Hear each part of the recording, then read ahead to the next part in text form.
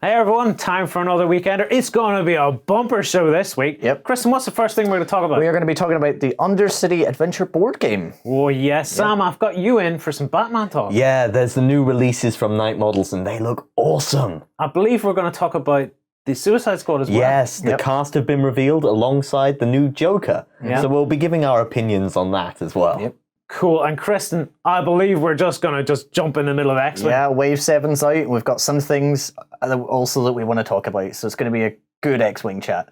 I can't wait. Right, I'm going to get rid of you, and I'm going to Justin and we'll start the show. Fight for the Iron Kingdoms as a warcaster. Take control of the mighty jacks, arcane devices, and dark sorceries to bring the fight to the War Machine Hub on beastsofwar.com.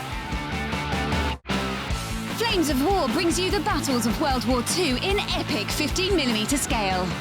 Go to the hub on beastsofwar.com to find news, tactics, and tutorials about the game.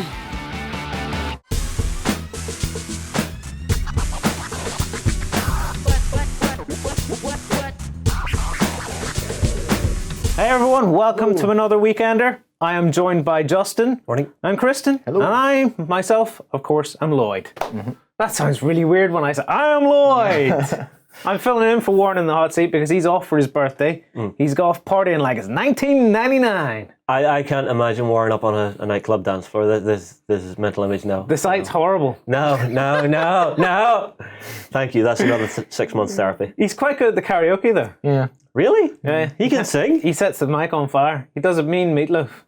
He sets the mic on fire, so what, he takes a lighter to it first? Not literally sets it on fire. Yeah, I know he used to like his metal, but that's going a bit far. He does a mean meatloaf. Okay, he doesn't mean meatloaf. Right, before we get stuck into the show, there's something I want to say Right. or raise.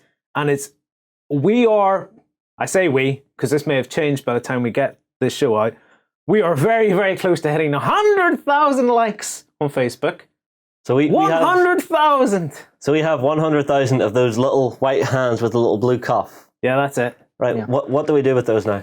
We get more. Oh, okay. Okay. And on that point, if you haven't liked the Facebook page, Yeah. it'd be really cool if you give us a like. Yeah. Because sure. I would love to break that 100,000 barrier mark Yeah. this week coming in. Yeah. That would be amazing Well, this week coming in, if we haven't done so already. if we yeah. haven't. We're also almost to 40,000 on the main website. I think Yeah. we're sitting at 39.8 at last count. Yeah, and we're rapidly approaching the 50,000 mark on YouTube. Nice one. So, Twitter, I have no idea. Twitter is dead to me. So Twitter's like the middle child. Yeah. Of the two. Yeah, just stuffed off into a corner and forgotten about. If you guys like Twitter, that's excellent. I just haven't really grasped Twitter. I never got onto it. Right, come on, we're off topic. I'm okay. going to draw us in and just plop us straight in the show. Okay. All right. Let's go. Justin, there's a new board game coming out from Privateer Press. Yep. Let's see a picture of the actual contents. Yeah, so you're wanting the nice little board layout, which we have here. I do indeed. Ta-da! So, welcome to the Undercity. Yeah. And my notes say, this is what? This is the Undercity of some city called Corvus. Yeah. There's nothing big about it in the fluff yet that I've read. Yeah. So it's just, this is the setting. This is the Undercity of Corvus, which I'll assume is a city within the Iron Kingdoms. So when they say Undercity, obviously that means what, Kristen? It would mean like dungeons and sewers? Yeah, and the things? dungeons, the sewers, the catacombs. As far as I'm aware, they touch on that depending on the mission. Now, it's hard to see on this picture, but there is another picture. Kristen, you wanted to talk about that, of the board. Yeah, so the board can be moved about. Again, you can. The walls look like you can just move them to wherever you need. So you can have this loadout, or you can have multiple single walls and stuff like that there. So even though it's a single board, you get multiple different missions on that one board. So that's quite good. It's sort of a dungeon crawler. Yeah, it's a dungeon crawler. Which is a cool aspect. Now, the other aspects of this game is it is a self-contained board game. Yep. You don't need to buy anything else. You buy this box and you're up and playing. Yep. Now, it comes with like 40 miniatures or something, doesn't it? Yeah, something ridiculous. Have a look. Oh yeah, that's quite a lot, isn't it? Yeah, so up the top you've got your heroes and stuff, then you've got all your different types of villains, and then down the bottom I think these are sort of your bosses Yeah. that you're going to fight through The your purple adventures. guys are your bosses there, and the red and blue are just your bog standard kind of, Yeah, guys that they're come the out. grunts. Yeah, the grunts, You always get obviously. bigger grunts and stuff. Now, Privateer Press have done a little video for this. I love the fact that they do little videos for their products. Oh, yeah. So I've watched the little video, and one of the interesting things is this is a a self-running sort of AI-based game. Yeah. Yeah, you don't have a GM, which is it's something that actually puts me off some games is when it forces you to have a GM, because there's always that one person that's just going, right, you're it. You know, it's the same as when we used to play football at school, right? You're the goalie. Ugh. So you don't like being... I don't like being the GM. I like being the one who's running around, being a lunatic, and messing everything up. Yeah. Well, with that in mind, what characters can we play, Kristen? Oh, well, we have 4 characters. My personal favorite would be the Alchemist. So that's this dude right here, Milo Boggs. Yeah. He's got a very sort of Gorman de Wolf sort of pose to him. Yeah, You know, he's but- got the big cape up, the grenades coming out. I do like the pose. I mean, that was a pose that was quite good anyway, but they have this different head. I think it's the main point to show off. And I think it looks really dynamic Yeah. in a way. This compared is to the other weird guys. looking for an alchemist. He looks like Bane with his mask. I think it's Yeah, but because... alchemist, chemicals, Yeah. gases. That's a good point. I never really thought, because when I think alchemist, I just think mad wizardy dude. That's not an alchemist. Yeah, but they're pouring stuff around. No, see, I love this because alchemy is one of my favorite things. That's why I love this character, and I can just see that he's got all his little alchemic things and little grenades and little canisters all around him. That is kind of cool. And it is really cool. And just if he needs it, he's got himself a tiny little shiv. You know, if everything Yeah. else goes wrong, a shiv, Yeah. just what you want. The other characters we have my favourite. We have our lovely little gun mage, Yeah, she looks cool too. Canis Gromleth, I think it is. Gromlick? Yeah. Gromlech. Yeah, now, you see, I always love gun mages, simply because it's a wizard with a gun. I has Yeah. magic bullets. Where's her pointy hat? She doesn't need a pointy hat, she has a gun. Yeah. The gun beats your pointy hat, Lloyd. She will shoot the Hold pointy on. hat off your head. So I get grief for going, like, when I picture alchemists, I picture, like, wizardy mad dudes. And this is a wizard with a gun. Gun mage. Yeah, I mean... Mage, not wizard. Wizards have pointy hats. Okay. Most gun mages look like that, especially if you played like Dragon Age and... Well, I mean, like, the gun mages in this world generally have the tricorn hats, the big long trench coats. So Yeah. this is a very much an individualized version. That's one thing I like, is the characters are individual. The characterization in the Iron Kingdoms is really cool. Privateer Press have done a really nice job on making their characters and miniatures and stuff feel unique to their universe. Yeah, we then have our troll blood. Now this is going to be the tank of our adventuring party. Yeah. So he's got his big axe, his big shield, and anyone that knows Iron Kingdoms knows trolls in general they are big, they are tough, they are strong. Yeah. Is essentially a beat stick. He is going to rock up the field and start hammering opponents like crazy. Yeah.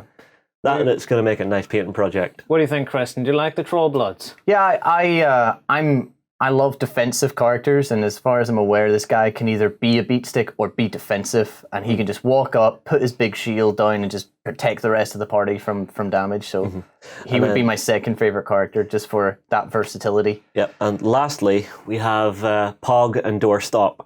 This is a little goblin bodger and his light jack. So he's small, he's weedy, he needs some help. Get a machine to do it for him. I think this is probably my favorite character of the set. Really? I just like the idea of being a little goblin thing, smacking stuff together. Yeah, and just Lloyd. swearing at it when it's not doing what I want it to do. I have always imagined you as a goblin. Yeah, I could get Not sure if that's a call. little ears. I'll let the community decide, compliment or insult. Yeah, I like this simply because it's a dual character, so you're controlling two quite unique characters. You've got, another big sort of tanky character, and then like a little sort of technical character. Well, what sort of the name escapes me now. What are they called? Warjack what sort of jack? It's a basic little light jack. Just a light jack. It's a light jack. It's got a shield, nice big mace. I'm not sure which is which, so I'm going to call the little dude the Goblin Pog. If I got it mixed up, I apologise, but that's the way I'm doing it. I would assume it is Pog and Doorstop. Yeah. Yeah, so Pog I can see basically being a little repair runner for your jack. Yeah. So he'll send the jack forward, it'll do its stuff, it'll take a hammer in. As soon as it's out of combat, Pog runs up behind, starts repairing it, just keeping it in the fight. And I assume it'll be like a little demi Well, caster as well. let's give him his proper name. He's Gobber Jack Marshall. Jack Marshall, yeah. with a light jack, with a light warjack. It's on the notes, Lloyd. Read the notes. Yeah, so he's actually not a warcaster, because warcasters are a very specific thing. No, I mean, that's why I'm saying demi, just because... No, he's not he even would a help demi it along. warcaster. He's a Jack Marshall, again, very specific thing within the world. Because you have your journeyman warcasters for each faction, now you have your warcasters, and then the third slot is the Jack Marshalls who can sort of drive them without having the arcane ability to drive them. This is the point where you start to lose me. right? Yeah. And there's a reason you're losing me at that point is because I found for some reason I love the characters. Yeah. I love the artwork. I love the miniatures and stuff, but I find it hard to get into War Machine. Now I know you love War Machine Yeah. and Hordes and stuff. But as a war game, I've just found it difficult to get into because of all the combinations and all that sort of stuff. All right, so is it synergies that screw you over? I don't know. It's just, I guess I don't like. Well, you're building one thing to buff another. Yeah. So is it the fact that you don't like it that they're not exactly standalone or what? Don't like isn't the right word. I've struggled to just get into the flavour of it. Okay. And I'm not a big RPG person, so the Iron Kingdoms RPG hasn't really appealed to me. This, I think, is finally my stepping stone into this cool universe because it's a self-contained board game. Yeah. I can just get it. It's full of 40 characters. Yep. Oh yeah. I can slap it down on the table. Let's see the set again. Yeah, you want the main setup again. Yep. I agree. This could be a jump in for anyone into just RPGs in general and kind of almost wargaming in general and the world in general. It's just so. I think it's great for that. The thing is sort of a half breed between wargame and traditional RPG. Yeah, it's really So good. you have your miniatures on table. You have nice, heavy, fast-paced combat. You have all the instances where you're leveling up your character, advancing them after each mission. You know, which is always a very, very nice thing. Now, when you say characters, are the characters in this box unique sculpts basically to this box? Yes. Basically, I mean, like the Alchemist, it looks like it's a retooling of Cormac de Wolf's sculpt. But in general, it does look like original stuff that's going in here. And knowing Privateer, it's all going to be single-piece miniatures, left them straight out the box. So anyone that's not a wargamer isn't going to come to this and find it in bits going, what do I do here? Is it going to be the same material as what was it? Was it Grind? I don't know if it's going to be the same as Grind. Grind was a really old one. They've done one. That was a long time ago. They've done one since that. If you remember, we had the Iron Kingdoms RPG adventure game. You know, the Unleashed on the show a while back. I'd say 99% sure it'll be that same type of material. So it's sort of like I think it's a PVC they're using for that. Right. So obviously not quite as sharp as your regular product range, but you're more than happy with that. For a gaming piece straight out of a box that's pre-built and ready just to set down on the table, you have nothing wrong with it. Like whenever you actually look at, well, we've seen the artwork and stuff for them. When you see them in the video, you can see they're still working on early prototypes. So this game is a ways off yet. So there is time for advancements and stuff to be made. Yeah, because it's got a set for release fall 2015, so it's got like half the year. Yeah, so that's autumn if you're here in the UK. Okay, yeah. I'm sorry, but some people get confused. Yeah. Well, let's see now. So we've covered the fact that it's got its own game mechanics to run itself. Yep. 40 figures in the box. We've gone over the characters. Yep. There's a wide variety of bad guys in this box, as you can see from the. Do we have that? Yeah, I have a shot showing off some of the different bad guys. Yeah. So They look nice, don't they? Look how cool those are. See, I think they're going for something very traditional video game here. What is this guy? He looks amazing. That I'm guessing is one of the bosses. But watch this. See the way you have the two types of normal guys, the red and the blue? Yes. I'm going to assume now that that's levels of villain. So one color will be weaker, the other might be stronger. Okay. So if we go back to the big shot of all the miniatures, there was lots in various colors. Well, you've got pretty much duplicates of everything in red and blue. So the red and blue aren't different. It's just you have two different colors. And then we've got, like you say, the bosses because they're in that pinky purple. Exactly, and then your heroes are in this nice sort of beigey brown colour. Yeah, You know, so it's going to be very easy to see who's who and what's where. as soon as you buy it, bam up and playing, no painting required. Yeah. Well, No that's going to look confusion. amazing if you paint it. Oh yeah, yeah. You paint this, you take the time to paint this, it's going to look great. Let's see, we have a few other bits and pieces mixed in here as well. Well, one of the things I want to talk about is the feat deck. Yes. Right, so as you're playing this, there's a thing called a feat deck Yes. that supplements your normal attacks to do more heroic actions or epic actions. In other words, it's a deck that makes you feel like a hero. I love that. Because when you watch their video, they're very much saying heroic actions. So you feel epic when you play this. Oh yeah. Yeah. Well, Rather like, than grinding through it. in the main War Machine game, each Warcaster has a feat. Yeah. It's a thing they can do once per game, which makes them do something incredible, amazing. Oh my god, the entire game just swung.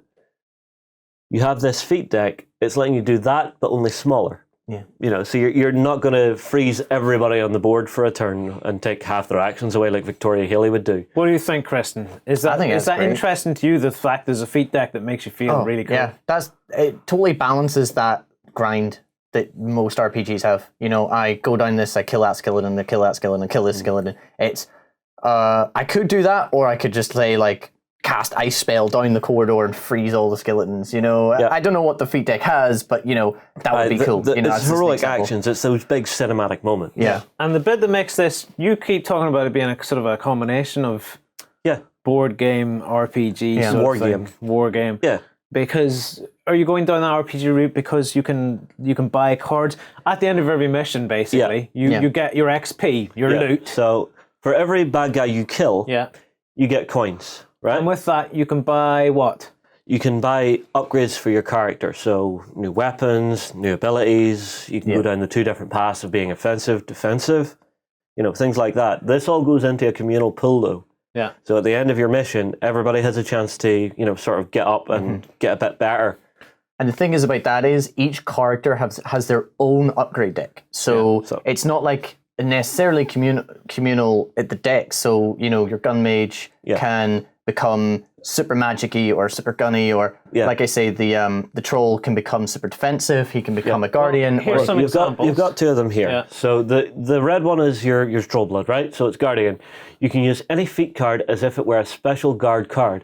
When a friendly character in your space is hit by an attack, play the feat card to be hit instead. So basically, he's stepping in front with the shield, going, "No, you're not going to hit the little goblin." Which is the sort of stuff that you like. Yeah, I love it. So I would definitely have him as like this defensive character because I think that's just my personal play style.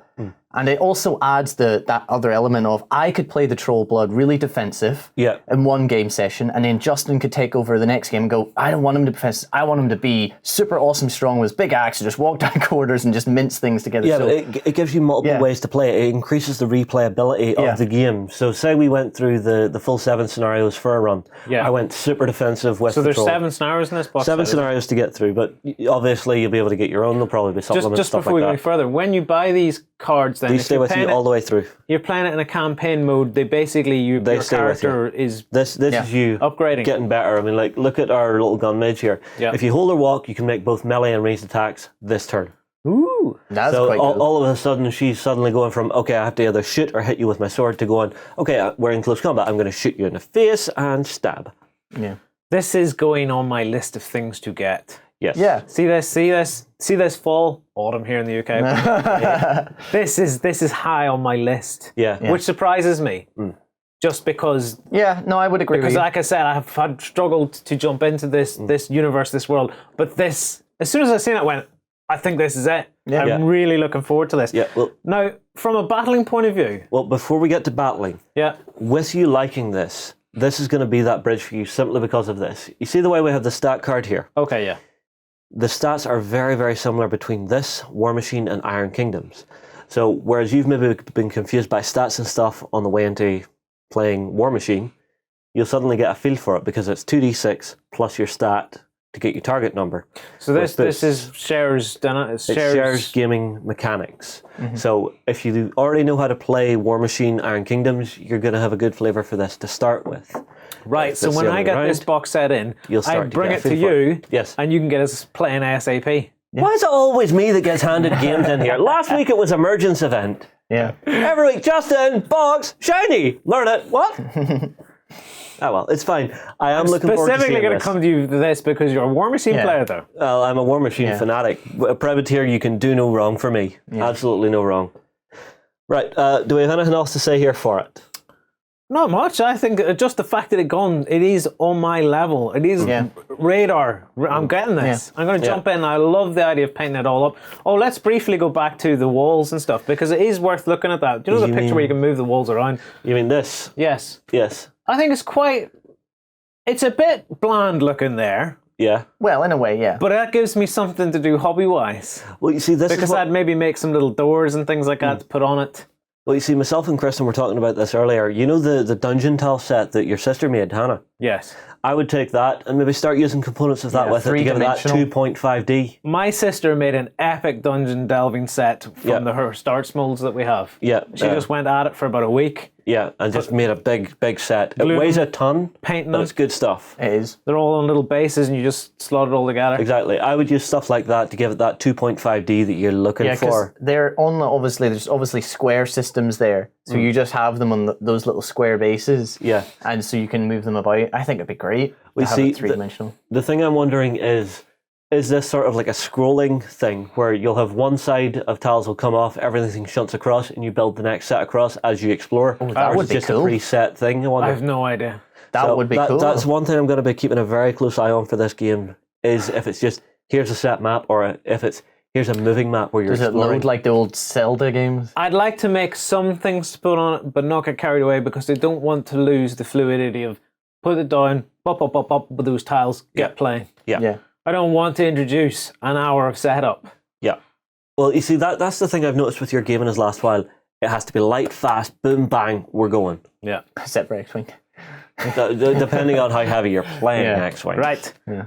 Let's move on. We're going to take a quick break and then we'll be back to talk about some more stuff gaming. Keep your blaster handy, the West is a dangerous place. Fight to survive as men turn to monsters and the dead rise on the Wild West Exodus Hub at beastsofwar.com. It's time for 28mm World War II action. Will you recreate history or reshape it your way? On the Bolt Action Hub at beastsofwar.com. Welcome back. Thanks very much for those messages, Holly. Are we really calling her Holly? No, because surely the guys from White Dwarf have come along. You can't call her Holly. We'll call her... You mean Red Dwarf? What did I say? You said White Dwarf. You're too used to seeing those C&Ds come in, my friend.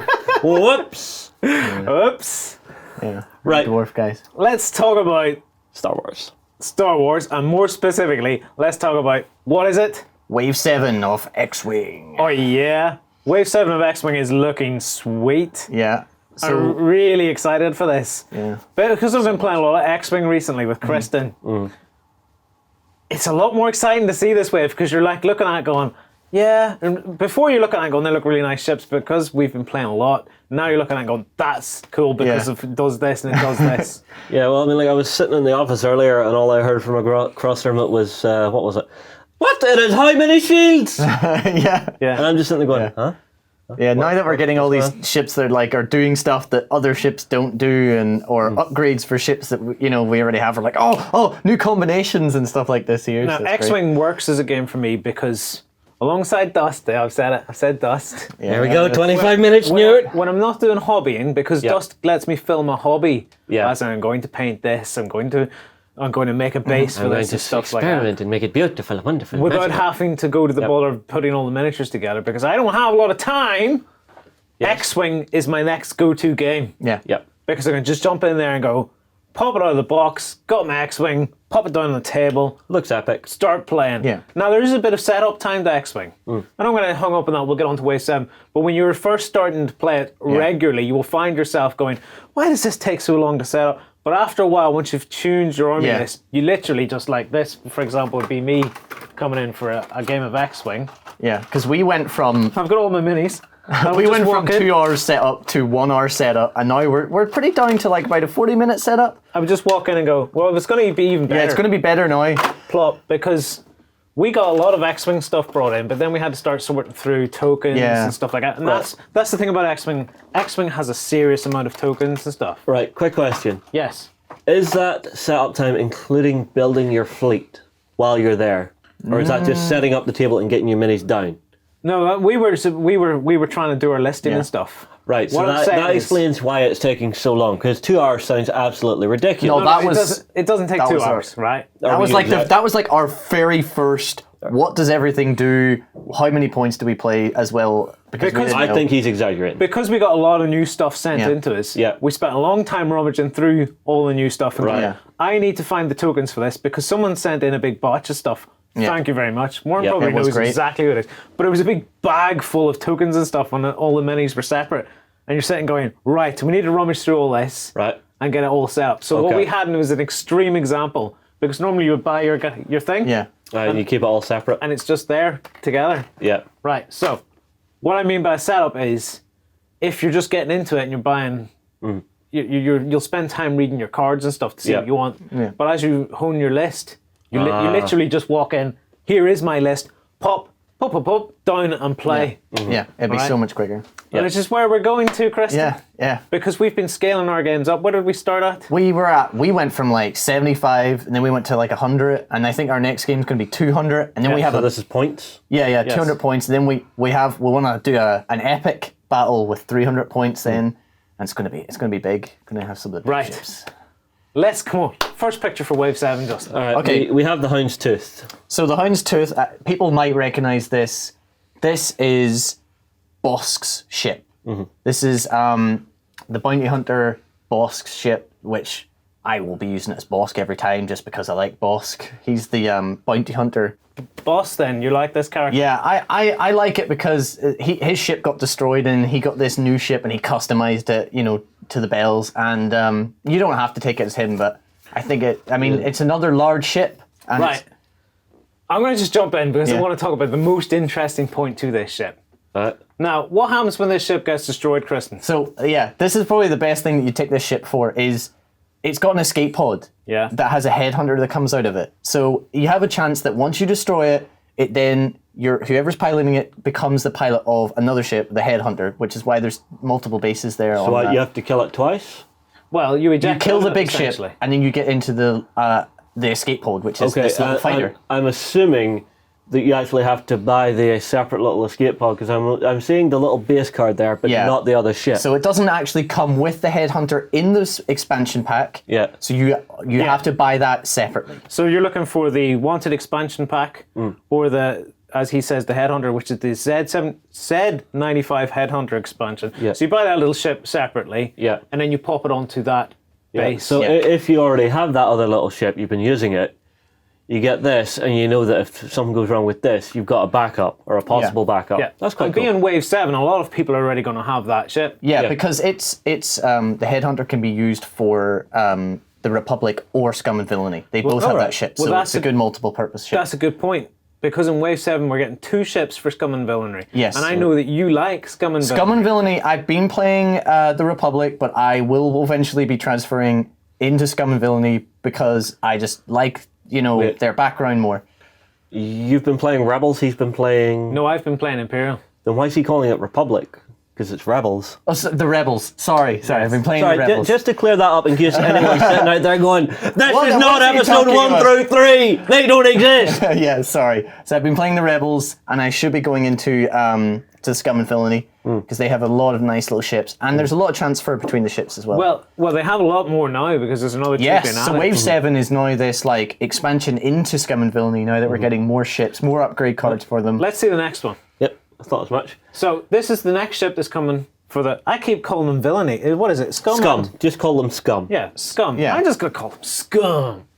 So this is the Karax Assault Fighter. I'm glad you read that because I was looking at it going crack. Yeah, the Karax. Kirax. I just sound like a Martian. So this ship is modelled after the in the background. This is modelled after an X-wing, but it's a highly modified sort of ship.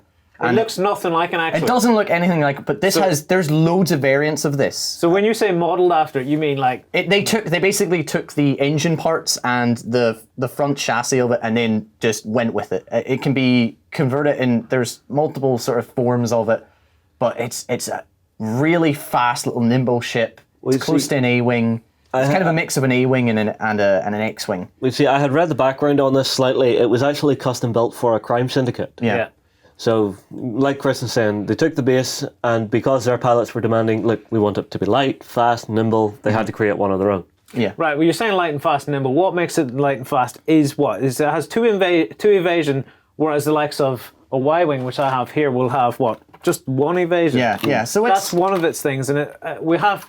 I don't really know what the maneuver is going to be because that's all I've seen is just forward stroke 4. Yeah. But forward 4 is pretty good. Not every ship has a forward 4, but you'd assume that it's a light fighter. It's got to be maneuverable, you know. Well, it at least has a single shield on it. That's one thing that always bugged me about the TIE fighters was just if you hit them, you were straight onto hull points. Well, for Scum and Villainy, let's go back. Yeah, the other one has 6. But it's a large ship. It's not a normal fighter. I'm looking at the if you eject it as a headhunter, you normally have two shields. Yeah. But a headhunter's like like an X-wing light. It's not as good as an X-wing. Well, fair enough. Right, so back to this thing again. It's a very pretty little ship. You have to admit. Nice. It looks like a good all-rounder with the one shield, fair enough. 4 hull points is all right. What is that compared to like a Y-wing here? A Y-wing has 5, so just Well, it's Y-wing- basically the same-ish. It's the same issue. See, they seem to rebalance it. Yeah. Just between them. They all sort of have the same amount of stuff, so you'll either have more shields or less armor, things like that. I'm looking forward to seeing... It fills the fighter slot in the Scum and Villainy because they only have the name passes me, but it's the ones that are like honeycomb 4 little things, and they're agile and they're quite fast, but they don't. This seems a little bit more durable than those, so it fills a little bit more of a slightly heavier fighter version. I'm looking forward to getting that in here and we can rifle through the deck and see what the different pilots and stuff are like. Right, let's move on. Now, there is another ship coming out for the Rebels. Yeah, this is my favourite of the lot. Not the... Who was it? The Republic. Not the Republic. The Republic. Yeah. Now, Apologies, he's new. this, Justin, when you say this is your favourite This of the is lot, the K-Wing. this is probably the most interesting of them. Oh yeah, this was the one that kind of got me and Lloyd talking. That Justin was turning his head to when we were talking about it because it's bringing new stuff. Yeah. Okay, the first thing that it brings in is Slam, which is a new action it can do, and which is. Well, I believe we have a card to pick. So we have a card, and this is it. it took us a second to understand what was happening with it, Well, to be honest, I still don't understand. basically what it allows you to do is, as your action, so you move, and then you choose an action, and your action is to move again. You choose one of your other move actions. So, but you can't shoot a weapon, and you can't do another action. But it allows you to be very fast. Why would you want to do that?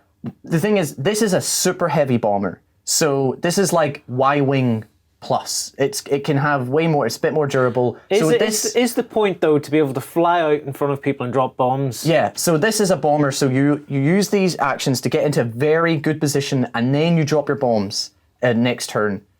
So it's an amazing ability. Basically, Are you guys sure about this? I'm not entirely sure about this. I've read this card a couple of times, but The way I'm reading on this- the website, on the Fantasy Flight website, Yeah. it says this ability will allow you to jump in front of people and drop your bombs. Yeah, it's a but bit confusing. It's saying that you're getting a weapons disabled token, or the ship that you're going against is getting that. So is this maybe a blocking maneuver more than an offensive thing, so that you're stopping your opponent Well, I mean, from firing the that weapons? second paragraph is choose and execute a maneuver on your ship's dial, which is a move action. Yeah. And this is a slam action, which makes it an action, so it would be in place of a focus, a dodge, or a target lock. Yes. But your weapons wouldn't be disabled for the next turn. No, it ends It's just that turn. just that turn. And then the next turn, your weapons are active again. because it's all power to Hence- engines basically. Okay. Hence, Okay. you will be able to shoot and drop bombs. Okay, got it. Yeah. Sorry, that confused me a little bit. No, it's fine. Basically, the card says move twice, put a disabled token down, says you can't fire weapons or drop bombs. Okay. Next turn, fire away. yeah. Okay, so it's basically a super boost. Yeah, it's great. So that ability got me like, whoa, that's great. I can just be like, fly up to your but side. the thing is, it's saying you have to have the maneuver you're doing the same speed as the one you just performed. Yeah, Yes. so like it could be, say I went 4 in a straight line, I could pick a 4 in a straight line again, or like a 4 and slightly to left. Because it's basically you put. Oh, you can change your same direction. speed. Yeah. Oh, that's cool. Yeah, I know, right? Basically, you could do an S bend, or you could do a double round the corner. I can't wait to get a look at the dial and see what the maneuvers are. Yeah, I mean, it's But probably I not love going to that. be that fast because it's still a bomber. It's made by the same people who made the Y-Wing, Yeah, the same but company, but... having a bomber that could move like a fighter, that's not bad. Oh, no, it's you're gonna be- doubling up your This movement. isn't going to move like a fighter. I mean, this is going to be. Yeah, but with that slam ability, it can. With the speed boost, it's maybe going to be that bit quicker, so it might actually be up there with the speed of some fighters. Yeah. Maybe not the maneuverability, but definitely the speed. So Yeah. if you need to bug out of a situation, you can maybe get it. I mean, I can see that being advantageous in either two situations. At the start to get into a good position, Yeah. or near the end of the game. And I struggle at the end of the game is if I'm off in the corner and I've got a little pocket of resistance, killed them, and then that ship's out of the game now for the next few turns because everything you're else is in bringing the it other back in. corner. So this can just be like turn So it's more of and a then firefighting forward. thing. Yeah, it's that going to makes be sense. very useful, very Yeah. useful. And it's got a secondary upgrade ability, which is going to just emphasize its speed and So is bombing that ability. this? The extra It's this munitions? extra munitions, which Yes. basically This interests me. this is interesting. Go on, Lloyd. read the card there. So Chris. basically, when you equip this card, when you buy this card, you equip it to one of your ordnance tokens, which is either a missile, or one of your other sort of upgrade We've weapons. got missiles. Missiles, Mines, I assume. mine. No, it's not a mine. It's You've got me. missiles. All right, basically, you have, What are we playing three little symbols here. Yeah, missiles. Forget what comes next. Anyway, so Missiles you upgrade and- it into wait, like one of your wait. ion missiles, Wait, for example. Wait. Missiles, upgrade cards, and the one that is just completely eluding Well, me. I know what. Nah, forget it. Move on. But anyway, you upgrade it, so it's only 2 points, and you put it onto that card, and it gives Yes. you an additional one. So if it's a one-use item, so say you've got a bomb that's a one-use item. Right, you're carrying 2 bombs. Yes, but say your bomb's like 4 points. You can Yeah. buy this card, and it gives you a second one for 2 points. Yeah, instead of putting a fresh bomb onto a new. Yeah, so instead of discarding that bomb, you discard this card instead. So you're getting extra stuff for real cheap. Yeah, what the hell is this in the background? Yeah, it's only The 2 art. points. No, the artwork. What the hell is that? Oh, that's another ship we're going to talk about in a minute. Okay. Because the same cards work across different ships. Okay, Yeah. I see. So when you buy a ship, you'll have artwork doesn't necessarily match the ship you're going with. Okay, Because this, for example, is the thing that we can't remember the name of. What is so people will be It's probably munitions because it says extra munitions. We're no, sitting there people going, will be in the comments going, "Oh, I know what it is." How stupid are you? You can't even remember what that is. we were- You see, this is why I'm not trying to guess what it is, because Yeah. that way they catch the flack. Yeah, well, we know which it is. It's the missiles and whatnot. So Go back to the picture of it. So it's this ship is going to be your primary this? bomber from now on, basically. Y-wings are still good, and by the looks of it, this is dearer than a Y-wing. But Well, it's looking to be 29 points for one of them. Well, look, right. This has I'm saying 29 points here. So my what's that? regular looking Y-wing. Like Yep. this is only level 2 pilot. I can't see the points on it anyway, but it has. Y-wings are about Well, let me just 19, look. I think. 5 hull points and 3 shields. Yeah. Yeah. That's got 5 hull points and 4 shields on the card that you can see Yeah. there. Yeah. So What's you're, your evasion? you're picking up extra shields. Evasion 1. Evasion 1. It's basically Attack a souped 2? up. Yeah. Yes, attack 2. It's basically a souped up version of a Yeah, of a it's Y-wing. an upgrade, and as far as I'm aware, it's got more slots for. I mean, look at that. Look underneath the if you look points. at You can the see bottom how of many the card, upgrades you this can thing see can there's get. a lot of slots there to upgrade this thing. Yeah. A serious amount of upgrades. Serious Yeah, amount of sounds- upgrades. So that makes this Plenty of weapon super racks. versatile because you can take your missiles, your bombs, it's so many things. And the other very good cool. thing is, just like a Y-wing, it's got 360-degree shooting.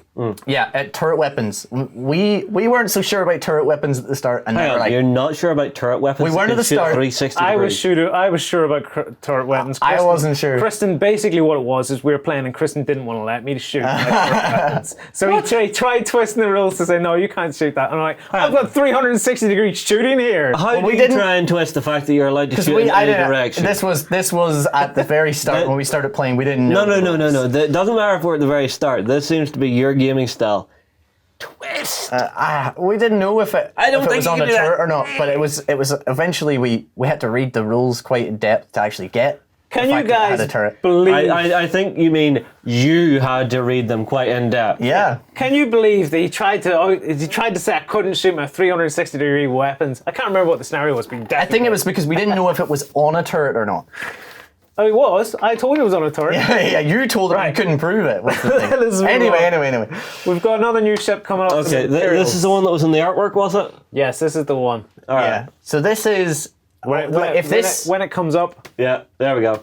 so if What the the other hell? one, if the other one was an upgrade at Y-wing, this is an upgrade at. Who the hell put TIE a TIE bomber. bomber on steroids? yeah, it's the TIE Punisher. It's basically like a TIE bomber, except it's got basically 2 of everything. Right. Yeah. Which Plus Which everything. is great because what I like most about this, now if I lift up my TIE bomber that I have here, Yeah. as I've been playing Imperials more and more, I kind of got to liking TIE bombers. Yeah. Hated the fact they didn't have any shields. How many hull points? This has 6 hull points, no shields. That has 6 hull points and 3 shields.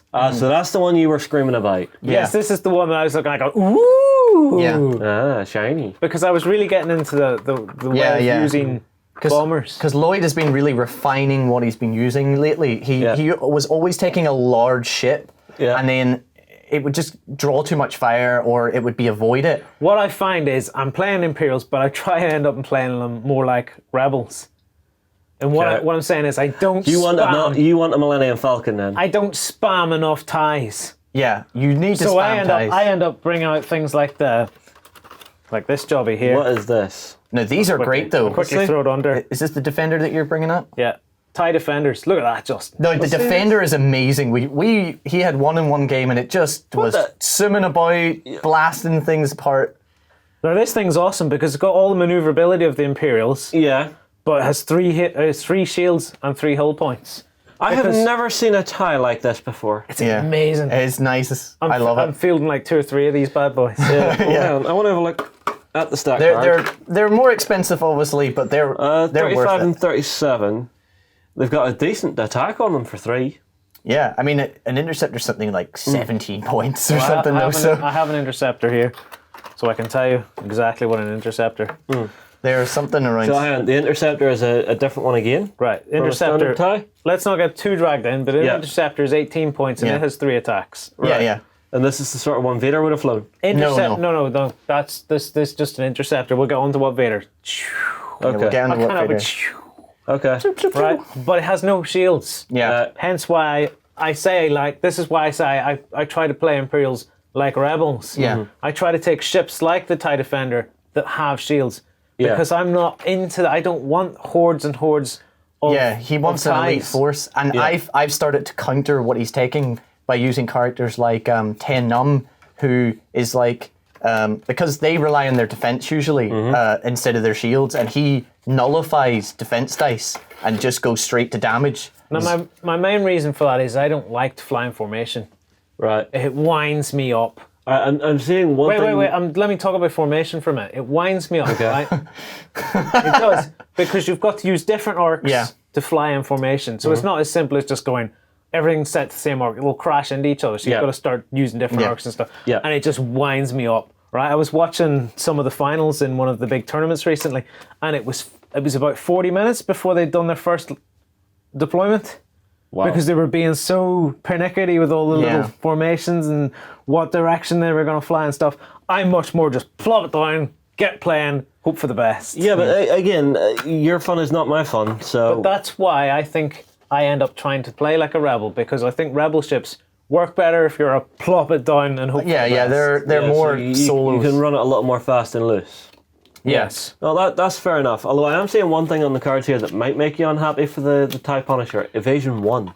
That's fine because it's got shields, it's got the hull points, and the fact that it's still got an evasion is good enough. I don't know. but- I would rather be harder to hit than actually just be able to take more hits. It's down 1 point from this. The normal Okay. one's 2 But you points. need a mix, you see, because if I take someone like Ten Num who just takes that element away from you, then you have no defense against him. The upshot is if you're not constantly evading, you know, or what am I talking about? Evasion. Are you on about the barrel roll or I'm what? prepared to swap evasion for basically just pure beefiness as I just To be able to plow take, into my guarantee task. you can take a fair hit or enough. two first. Fair enough. Right. Let's just quickly see. So, 3 bloody shields. Yeah. Yeah. Just checking my notes. 2 torpedo slots, 2 missile Torpedoes. slots, and 2 bomb slots. Was it Torpedoes, you thought about for the missiles, and accumulation? bombs. That was it. That's it. There we go. Read the show notes, read Jen. the show notes. Read the show notes. It's some very cool additions to the X-Wing And game. again, look at the amount of upgrades you can put on this. Yeah, Why- I think that is something that is what I think your weapon slots are, is it? Or is that Yeah, something yeah. So different? if you get those, you can put in. So I can See put these? 2 torpedoes or stuff. Yeah. There's 2 missiles. Yeah. Which means I can buy 2 missile cards. If I only had one of those little dots, I'd You could only be only buy allowed one. 1 missile card. And So upgradability to the max. And I like that they come so- with the upgrade cards as well. That's adding. You're not just getting the actual cards to play and the ship. You're getting all these upgrades that you can transfer to other ships in your army. You can, which is really good. You're getting like almost an extra little that's thing very to your cool. army. Where you tend to build a big deck of Yeah. Yeah, all sorts of upgrades cards and stuff. that you may But or may not yeah, use. Yeah, so it's really cool. It's really good. All right, Right. fair enough. Let's move on to the next exciting thing. Big ship. Oh yes! This is not a Star Destroyer. It's Imperial Raider. Yeah. Now, as an Imperial player, I've been sitting going, where the heck is my version of this stuff? Yeah. So no, you haven't been doing that. You've been sitting there going, where the heck is my stuff? Yes, like I Twitch. said, Lloyd likes putting down the big ships because That is a very cool big ship, though. that is lovely. let's look at that. That, right, see the way there's a TIE Advanced beside it? Let me get the TIE Advanced in, that's why I kept this. So here's a CR90 for the Rebels. Yeah. This basically came out this time last year. Yeah. All right, it's been an entire year of waiting for an Imperial big ship on this scale. But look at the design that has to go into that. If you look at that, it's bigger. it maybe is bigger. It's slightly bigger. Definitely wider at the back. It's more beefy. Yeah. It's But it'll essentially be thinner, probably. this sort of size, though. Yeah. Yeah, essentially. Well, Which it is is a amazing. Corvette Well, hang on. class, as far as We have I'm another aware. image here where it's actually on the base, so you can get a better sense of scale for it. Yeah. So it's about the So- same. Yeah, it's about the roughly same. the same length, but it's wider and it's more beefy. Now, the Not cool thing. maneuverable, is it? The cool thing. No, well, none of the big ships are. No, look at because they kind of wheeled around like big battleships with Yeah. the movement mechanics. Now, the cool thing about this is, I've made some notes here, right? So, for some reason, people are getting excited about the TIE Advanced, who comes with 4 additional pilots. Yeah, okay, but look at the ship. Look at the big ship. Yeah. Right, the ship was designed to counter the Rebel Alliance hit and run single pilot fighter tactics. Don't know why that's there. Huge ship rules to move, etc. Right, so when you dive into these, you get like a little pamphlet comes with it. Yeah. It's an additional sort of set of rules Right. that allows you to work your ships using the. Oh, so this movement template here with Yeah. the one slight turn, 2 tighter turn? Yeah, so you Yeah. keep that together and you basically just place it to the side and Right. it just moves, you know. Now the fun thing about those ships is, do you see the way this? In fact, I'll just show it here. See this Corvette? Yeah. See the way there's 2 bases? Yeah. That's fore and aft. Yeah. So basically, the ship operates in like 2 sections. All right. So Alright. depending on where I'm aiming at with, say, my stick, So so I would be hitting the aft there. yeah, Yeah. here's Mr. Ty coming in to shoot at it. Uh-huh. He has to make a choice. Are you going to shoot it fore or aft? And it does different things depending, obviously, because the engine's at the back, you can do engine damage, whereas the front would be, you know, mainly guns, so you can, like, limit stuff. That's cool. And then I assume the 2 stat lines there are completely independent then? Yep. Yes, they're slightly different. For example, here we have purple, which is what? That's the engine power, isn't it? No, energy. Oh, that's energy from the engines and stuff. Well, energy, you can make energy, so you can spend an energy point to, say, increase your guns, how many times you shoot, or you can increase Here's a your better shields and example, stuff. right? Here at the front, it's got 5 shields because it's going in, taking a lot of shooting. Yeah. At the back, it's 3 shields. So you're coming in thinking, how can I target this from the back? Because I'm going to do more damage quicker, probably. Yeah, well, hang on. It's 8 hull points front and back. So, Yes, so the yeah. shield is the difference. Yeah. Yeah, but it's Fair got enough. 16 in total. It does Almost. take a lot of shooting. Yeah. Now, Yeah. when you play with these, you end up playing probably with a slightly different rule set. Kristen, what's the rule set? The huge ships. No. The when you play Oh, the with epic. games. So basically, they've said that you can really only play these in epic battles, which is 300 points, and they give you an extra little point system, which is called epic points. Yeah. And each Is this tournament system you're on about here? yes, and each ship has its own epic point system as well as its normal point system. Now, I'm really looking to give this a shot. Me and Kristen have not yet played with these. We've been reading up on them. Because we wanted to get them, we used other stuff. We weren't sure how they work, so we're actually trying to find out how this works before we put it on the table, and we're spending half an hour looking at the rule books. And I'm guessing Lloyd didn't want you to have a big nasty ship that all his little ties had to do with. Yeah, maybe not. So we're gearing up to this, right? Yep. So our last game was 200 points. Yeah. Our next game will be like 300 points, and we'll introduce the likes of the CR90. Yeah, so, now the CR90 on its own It's 90 points. is around. Well, it depends if you upgrade it. So it'll be around 100 points. Yeah. The likes of this, I don't know off the top of my head. I think it was 70 plus points. This is the GR75 transport. Yeah, This is the one you see coming out of Hoth. Hoth. Yeah, Yeah. and then Get away. is that the blockade runner that we first see Princess Leia on? Yeah. Yeah, I mean, just look at it. I can't wait to get playing with these. yeah, Right? So this is why this is exciting. yeah. I don't yet have anything to put into my Imperial fleet. But if yeah. Kristen, if Yeah. you pick some of this stuff up and we get to playing Oh with... yeah, I would love to see that capital ship versus that capital ship. You know, just to have 2 big ships just driving up next to each other. You know, like in the big battles, you see the battle Coruscant Yeah. in the movies. You just see the 2 ships will just float up next to each other, and you just see they just open up. Broadsides, yeah. Broadside each other. You see, that's the funny thing. These aren't even the biggest ships in the Star Wars universe. No, these are You couldn't put them on the table. no. Yeah, I know. That's what Star Wars are mad us for. Yeah. I suppose. But the interesting thing is, no, you've mentioned broadsides and stuff. I haven't had the chance to play with this yet, He has a technique for them. but I have an idea, right? You've got. Let me talk about shooting, for example, right? Here's where it gets really fun. Normally, you're shooting with a range 3 ruler. That's the maximum shoot. Yeah. Or sorry, let me get it to 3. That's your maximum shooting distance, basically, Yeah. to here. This can shoot 5. All right, so you get a ruler that's longer. And it's on a turret. So that's 5 inches, 360. So this turret, Range 5, sorry. Yeah. So you've got 2 or 3 turrets there. range 5. Look at that. Yeah. Well, that's your main turret there. Yeah. These So side you turrets shoot can pretty different, much reach out and touch somebody. right? So, but the interesting thing Is that another one under there in the middle? No, that's the same turret. Yeah, Okay. it just says it's got a primary turret, primary Here's weapon. the interesting thing. Let me get it out, fellas. Yeah. Here's the interesting thing when you get to this size of ship. Is that shooting range 5? Let Yeah. me try and get it on the camera. So, shoot at the tie, shoot at the tie. As soon as the tie gets to range 3, this can't shoot it on anymore. What? It has to shoot it at range 4 to 5, isn't it? Yeah. All right. So it has a minimum range. Yes. So And then at you're 3, maybe going to keep an X-wing nearby that just for close defense. You can do that, but at 3 then the side guns kick in. Ah, right. And they cover the range. Because the primary 1, weapons 3. are very strong, so and Okay, because I they're see it, strong I see and it. they have this range, you can't just having 1, 2, Okay, and 3. I get you know? the idea. I get it. Right, so now I don't know how this works yet because I haven't tried it. When I read that, I thought, ooh, right? I wonder if you buy them, you probably just buy them for both sides, but if you didn't have to buy them for both sides, I was immediately thinking, I'm going to put all my guns on one side and then just hug the side of the board. So as I'm shooting in, like, do you know one of them gunships the US have that just goes Yeah, around in yeah. a circle because all its weapons on one side? Yeah, one of the big Hercules, is it? Yeah, and just try and hug around the board Yeah. and not spend any points on that side. But I don't think it works like that. No, and it would be hard because you're so big and your maneuvering is going to be a bit difficult. But it would be hard. I actually think it is a decent technique because I can't get on your other side. It'd be hard to dogfight you. I think it's Yeah, not, but hang on. Who's going Never to mind. care? If he's swinging around the outside of the board, you're just going to go faster than him and come up behind him. Let's not get too bogged on it because until we've played it, we're probably talking bollocks.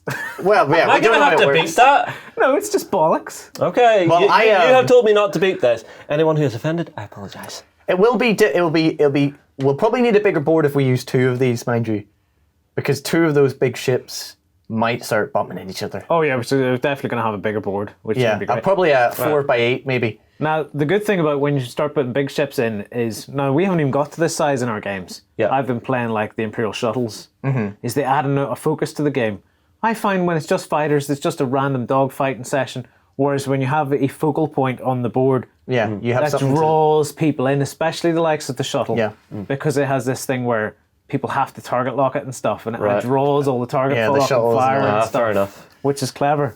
Anyway, back to the Imperial Raider, which I cannot wait to come out. You can see that it's got a range 5 too, so it's probably the same deal. Like weapons that can shoot 5, and then some weapons that are with range 1 to 3, and then And it's got a whole ton of upgrades along the bottom here. Yeah, that was. that's that the was a thing lot. about this Yeah. and that is this came with a deck like that. Ah. Yeah. And there's a guy who unboxed it online. I was watching his unboxing, and it's done a while ago. We've only just got this in, and his unboxing is like 50 minutes long. Yeah. Going through. Does all he the- go every single card, Yeah, every he single pretty, he stat? pretty much does.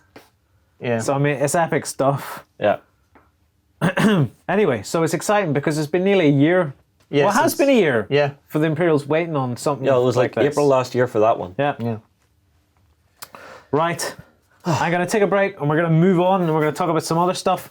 I'm gonna get rid of both of you. I'm gonna bring Sam and I'm gonna keep you. I'm gonna bring Sam into the show and we're gonna have a talk about some Batman stuff. Venture into the dangerous dungeons of myth as a mighty hero and stand against the darkness. Visit the Myth Hub on beastsofwar.com and begin your story. Become a general of mighty armies at the Kings of War Hub. Take command of elves, dwarves, and orcs in this game of masked fantasy combat on beastsofwar.com. All right, everyone, welcome back. Sam, welcome to the show. Thank you, glad to be here. Sam, why have I brought you on to the show? Because I'm the resident comic book nerd. And we're going to talk about some Batman related stuff. Oh yeah, especially the upcoming Suicide Squad film. Now, specifically the Suicide Squad film. I don't know squat about the Suicide Squad. Well, the Suicide Squad is a team in the DC universe brought together of villains Yes. who have been incarcerated, and they're put into the squad with the incentive of taking some time off of their sentences. Right. Now, with a movie coming up, you can continue that, but let's get a picture of the Suicide Squad up. Okay. So here is a picture of them. So, Sam, you were saying, like, these are all criminals. Yeah, these are all, apart from the middle guy, Rick Flag, who's the leader of the Suicide Squad, these are all criminals. Oh, right. So he's kind of like the special agent who's got all these guys, and so they're not actually bad guys in this movie. Oh no, they are. They are definitely villains. They're kept, usually, depending on the version, they're kept control of by an explosive. But if they're not doing bad things, they're not villains. Well, they're villains that are brought in, and they'll knock them out, or they'll capture them in some way, attach a bomb usually to their neck in some way, and just go, you either do what I tell you, or we blow your head off. Right. Because I don't know anything about this, right? So if the Suicide Squad's in this movie, who's supposed to be facing up against them? Well, we haven't got any idea about the plot of it yet. We think Batman is going to at least make an appearance, but we also know that Joker is going to be in this. Right. And yeah, he appeared recently as well while you guys were at Salutes. Jared Leto's new version of Joker, if you could bring him up. There he is. Right, well, since you've brought us on to Joker, we'll come back to Suicide Squad in a bit. Yeah. Because Joker's very interesting. Now, like you said, I was at Salutes. It's been out for a while, but this is the first opportunity I've had to sit down and chat with you guys about it. Yeah. I hate it. I me must too. admit, I love the Suicide Squad. There was the animated one called Attack on Arkham, and Assault on Arkham, and it was amazing. And I was looking forward to the live action version. And then I seen this. I was like, I'm not sure. This Joker, right? Let me tell you why I hate this. And it's been touched on in comments and stuff. Is I'm looking at it now. When you look at the likes of the Jokers in the past movies, like Jack Nicholson, right? It's got a character to it that's a bit quirky. You know, he didn't purposefully end up looking the way he looks. Yeah, he's had to work. You know, the way he looks has maybe helped transform his personality and stuff. Same for the Heath Ledger Joker.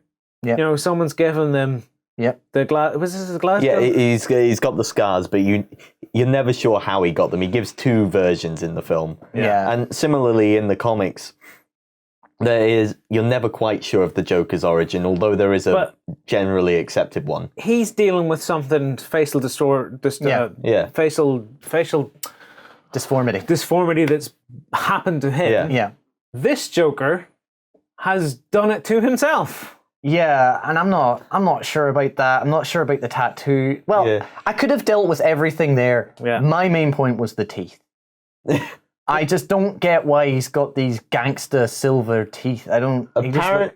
People have been saying that that's because Batman knocked his original years of out. Batman knocking his teeth out. The funny thing is, I looked at the teeth and I thought, someone's knocked them out or something. It's specifically the tattoos, right? Let me just jump straight on the tattoos. What annoys me about this Joker is it doesn't work for me. He's supposed to look a bit disheveled and stuff and a bit wonky. Well, he's not supposed to look like someone who went out and got super razor sharp tattoos.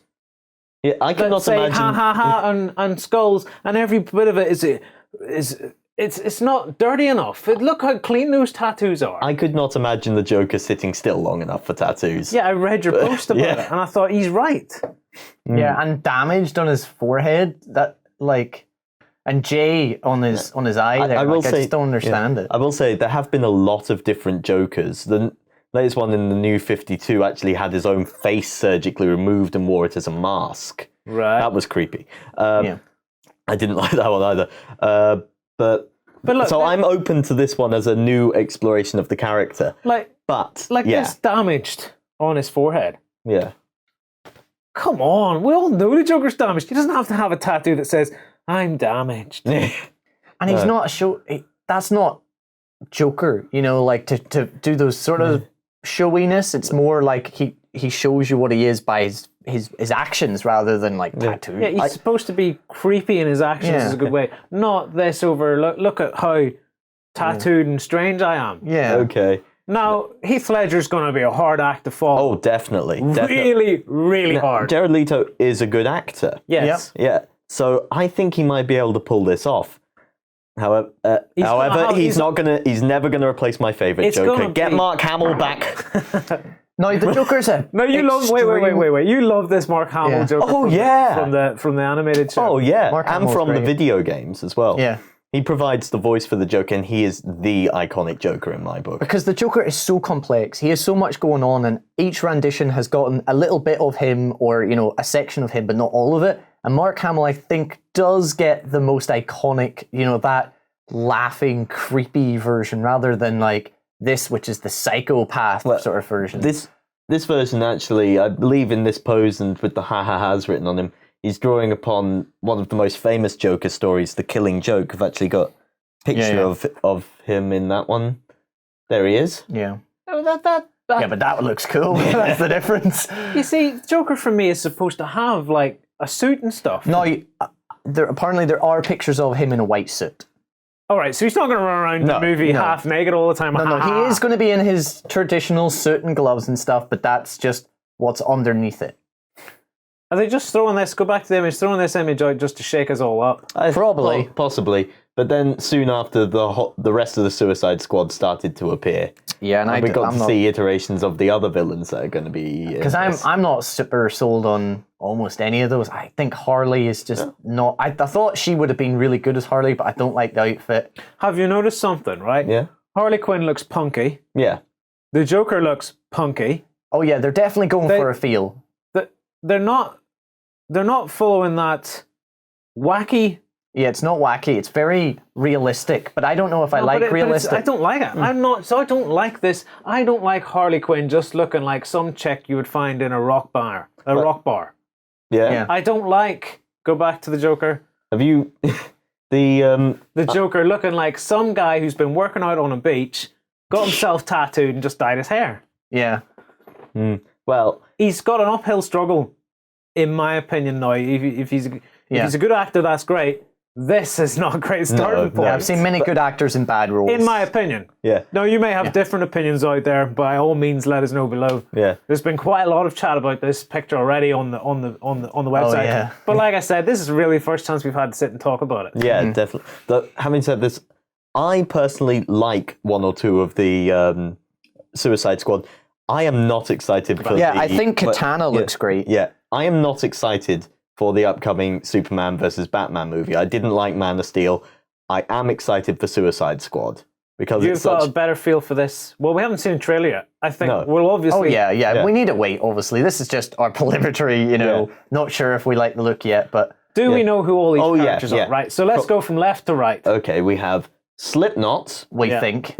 No, we know. Oh, do we? Yeah, okay. He's relatively minor villain. I had to look him up. Captain Boomerang, who's generally a Flash villain, who I love. He's great. Captain Boomerang is amazing. What's it called, Captain? Does he throw a boomerang? He throws boomerangs. It's just boomerangs. He's great. Yeah. Oh my goodness. He's very, very good at boomerangs. Yeah. Then we have Enchantress back there, who's kind of a classic Jekyll and Hyde character. This is the dark-haired girl standing up. Yeah, the Grudge. Yep. Yeah. The Grudge. Yeah. That's what she looks like. You're right, actually. Yeah, she's the Grudge. Yeah. In front of her, there's Katana. Yeah. Then Rick Flag. Harley Quinn. Wait. Katana, obviously, because she's a Ninja samurai thing. bad hero kind of. Yeah, she's an anti-hero in a lot of iterations. Yeah. Then after Harley Quinn, we have Deadshot being played by Will Smith. Now, I was surprised to see Will Smith. I was looking at the picture and I hadn't read anything about it, and I was like, "There's Will Smith in this." Yeah. He doesn't often act a bad character or an evil bad character. guy. Oh, I was gonna say it. Yeah. Yeah, Deadshot is the consummate professional. He's a superb marksman. Yeah. He can even bounce his bullets around corners. Now, out of all of the costumes there, I quite like his the most until maybe he puts this helmet on. Yeah, if it comes up. Come on. If it ever It's comes up. loading. There he is. Now the thing is, it's the most iconic part of his outfit is the eye part Right. and the mask. And the mask is usually either banded or like, strapped on him. That is a hockey mask. And I'm pretty sure it's on the wrong eye. I'm not wearing hockey pads. Yeah, Batman's going to turn up. He's going, "Why are you wearing a hockey mask?" And I'm pretty sure it's on the wrong eye. It could be a mirrored image. There we're niggling. It doesn't really matter. But yeah, I agree with you. It's not. But it looks alright. It's like the best outfit of all of them. I mean, it actually looks kind of superhero-ish. Mm. Comic The booky. problem is, it just feels. I'm going to probably upset people, but compared to the Marvel movies, it looks a little bit on the cheap side. Yeah, a little bit. Yeah, I can see what they're doing with it though. That they're trying to bring it down. They're not doing this like extravagant stuff. Like Iron Man suits and Hulkbuster suits and stuff. They're going back to basics in that kind of more on the street heroes. I will say villains. there have been live action versions of Deadshot in the past on Smallville and currently in Arrow. Yep. And in that, he's just generally just wearing an eye patch with a sight on it, rather than the full mask. I like this. I like seeing him in full. But if we go back to the Suicide Squad, there's two more. Rest. Yeah, after him we have Killer Croc, a Batman villain. He's supposedly, as far as I recall, he's a wrestler with a degenerative skin disease. Makes him look like a crocodile, essentially. Yeah, hardened skin, and he sharpens his teeth. And then after him is El Diablo, who I admit I know nothing about. I'm not. He just doesn't look. He doesn't look hero-y enough. Do you know what I mean? Though, like he's just wearing normal clothes. Yeah, he's just wearing normal clothes. He looks like a regular bloke wearing normal clothes. What's up with that? He doesn't look hero-y. And a tattooed face again. Yeah. I don't like it. Like I think that's why I like Katana the most, because she looks like she's, a comic book character. Yeah. Well, anyway, it'll be interesting to see what Night Models makes out of these guys. Now, There go back to the Joker, right? Right. Thank goodness you say he's going to have a suit, because I was looking at this going, Night Models have a hard task with this. Doing all those Because you're basically just modeling a naked guy, and you've got to try and paint all those tattoos on, and you'll be like, I need Angel Heraldez here right now, because my mini looks like a white dude with green hair, because I can't do tattoos. Yeah. I just love the idea now that people have Angel Heraldez on speed dial. Jumps into the Heraldez mobile. Yes, it's an emergency, and a little red phone flashing. Yeah. Yeah, the Heraldez sign. We need this. Yeah. There you go. Hopefully he's watching. Right. This is veering us on. We've mentioned Yeah. Night Models. We may as well veer on and talk about now some of their new releases. Yeah, they've got plenty of new stuff for the Batman miniatures game. Yeah. What do we start with? Well, No, I think we start with the first one that appeared, which is Joker's daughter. Okay. Yep. Yeah. so I love Joker's daughter. I just love that she's just so Batman-y. She's just a psychopath, And this rendition is her new 52 daughter of Joker look, which it's a bit on the dodgy I like side. this. I like the fact. It's a gorgeous model. Don't get me wrong. I like the model's the, nice. I like but the pose, the foot's kind of just flicked up in that la-di-da sort of style. In previous versions of Joker's daughter, like the first one, she was Duello Dent. She was actually Two-Face's daughter. Second one, she was daughter of Joker from another universe. This one, as far as I know, is just a random. She's a psychotic young woman who found Joker's face. Remember I told you you had it removed, and Is she wearing it? yeah, that's Joker's face. She is utterly obsessed with the Joker to the extent of injecting herself with some of his blood. I really like this. I'd love to have seen some of the artwork it was based on, or where they got the concept. I'm sure we can find some. I love the flow of the hair on this model. Yeah. I think it's like all their stuff, painted amazingly and posed amazingly. Let us know what you guys think of this model in the comments, because I'm really digging it. I like it. I like it a lot, actually. Does that say Daddy's Girl? Written Yeah, on it? yeah, that's what it says on the shirt in the comic. That's good. I have to admit, I prefer the Joker's daughter from before New 52. I prefer her when she would work with the Teen Titans. So far, this one just appears to be a psychotic villain. That's the bit where I just gloss over and go, I have no idea what's happening. Well, people who know will. Yeah, but it's a superb model. But after that, we come to another villain of the DC universe, Lady Shiva. as she appeared in the Arkham Origins video game. Here she is. Yep.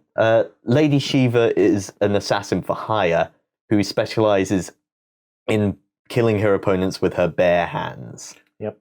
She's great. Oh, bare hands. Because there's a bit of concept, there's a bit of art where she's got like a... Yeah, that's her she's obviously a master everything, but she loves her hands. She's got a katana, she's going to cut you up. That's her from the Arkham Origins video game, which I was not blown away by the Arkham Origins video game, and I'm a big fan of the Arkham series, but it did get a lot of the characters. The characters did look awesome in it. Yeah. So this is based on that video game? Yeah. Along with her League agents. Yeah, she got about 3 extra models. So this is Agent 1. Agent 1. We should have a couple of that. Agent 2. Well, I like that one. I think that's really cool. I think she's been caught in a ballet dancing pose right there. That's class. And then that one. Yeah. So those are the 3. I think I'm with Chris, and I quite like Agent 2. Agent 2, I think it's the most she's just dynamic. diving at you with those daggers. No, I see a little... Either that or she's just stumbled. doing a lot of miniature things with Guild Ball and stuff. I can see an issue here. It's just that single foot in contact with the base. Could be an issue, but I've figured out how to get around that low contact thing, so it'd still be an awesome model to get. It's nice. Yeah, these ones, I've heard some people have had a little difficulty with the League of Assassins and the like in the game because they're entirely close combat focused. Yes. And a lot of others will use guns. But that difficulty is apparently just a bit of getting used to. Where they're a harder unit to use tactically, but they're very effective. Well, this gives me another opportunity. Guys, if you're playing the League of Shadows at home, let us know in the comments below. Are you having any problems with them, or are you just loving that close combat? How do you use them in the game? That would be a cool thing to hear. Yeah, help out other people who are struggling then. Yeah, that's a good idea because it was really nice to read little comments saying, well, I use them this way and I use them that way, rather than saying going struggling, grinding away, trying to figure out what's the best way to use stuff. Yeah, they're apparently one of the harder entryway gangs, but still a lot of fun to use. Yeah. But you get that in more games, and tabletop games of all sorts. Yeah, there's always that one faction. It's just a little harder to get the knack of. Definitely. After that, we also come to some other models from Arkham Origins. Bane's Thugs. We have a TNT, one of Bane's Thugs in full body armor. Class. That looks so cool. Now, I think I remember these guys and the other Bane's Thugs, the Venom Soldier. Yeah, these guys. Yeah. I think I remember them from Arkham Origins, and if I recall, they were a pain. You get these in DC Universe as well. These guys will walk the streets just as normal Joes, and then when they see you, they'll just hit a button, and then they go, and they rage up. It's really cool. It's really cool. And I like these guys. Bane Thugs are cool.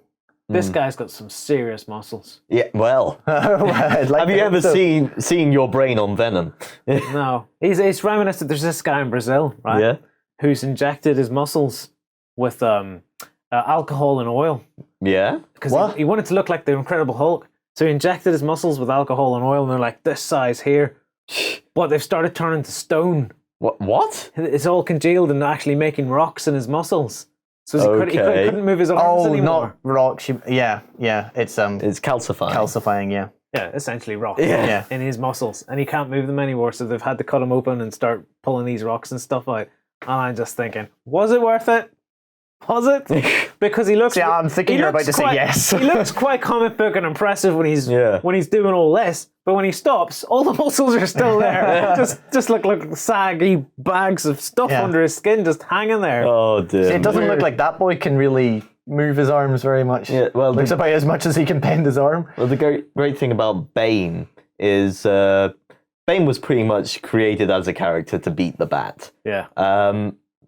So he has the tactical genius to outmaneuver Batman in some ways, and he's just physically an unstoppable force. Yeah. And I think that's reflected in how he uses these mercenaries. Yeah, because a lot of people see the Bane and they're like, yeah, he's the muscle, but he's actually really smart as well. In the comic books, we see him for like 2 comic books before he physically appears and announces himself. And he says like, I was just watching you and getting prepared and all, and and then he just comes up, breaks the bat's back. It's great. It's nice to see the bat actually fail. Like, it's someone who can break the bat is a character in my books. A really cool character. Incidentally, after his back was broken and he got better, because that happens so much in comic books. Lady Shiva was who Batman went to get retrained and get back in the game. Yeah. Yeah. So she's the one who essentially retrained this guy. Yeah. Rehabilitated him. Yeah. by killing some master and tricking all of his disciples into thinking Batman killed him. Yep. Yeah. Right, now we're talking about night models and comic books and stuff. They have another release that's coming up soon. Yes, something for Marvel. Yeah. And it's my favourite of Spider-Man's villains, Dr. Octopus. Oh, nice. I know, isn't that model great? Oh, it's brilliant. It's so nice. It's the classic Otto Octavius that you would know from the comics and as I would know from the 90s TV series, especially.